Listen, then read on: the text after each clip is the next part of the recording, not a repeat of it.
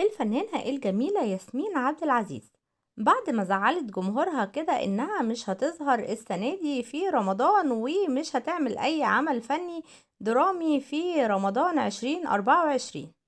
صالحت جمهورها والآن بتحضر لفيلم جديد بعد غياب أكتر من 5 سنوات عن السينما.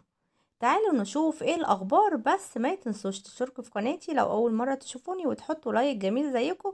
ويلا بينا نشوف الخبر مع بعض.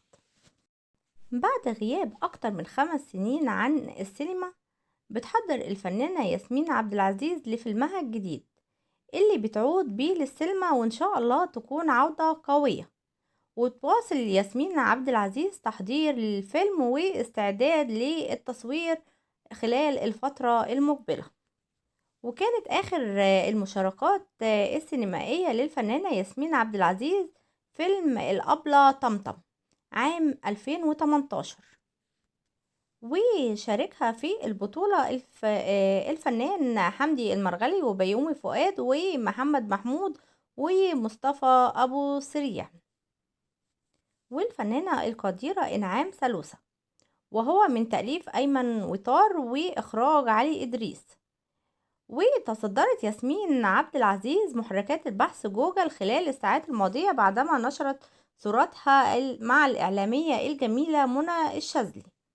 ونشرت الفنانة ياسمين عبد العزيز الصورة عبر حسابها الشخصي في انستجرام، وعلقت تحت الصورة وكتبت: صديقتي الغالية على قلبي منى الشاذلي.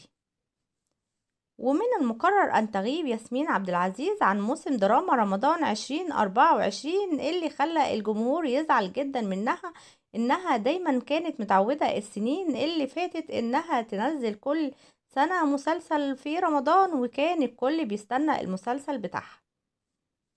وكان آخر مسلسل ضرب نار اللي شاركها في البطولة الفنان الجميل أحمد العوضي، وصالح جمهورها بفيلمها الجديد واللي كلنا هنستناه.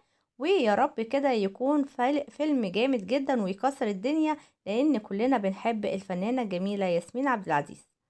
ده كان خبرنا النهاردة، أتمنى اللي هو يعجبكم. لو عجبكم ما تنسونيش في لايك جميل زيكم وتشتركوا في قناتي لو أول مرة تشوفوني.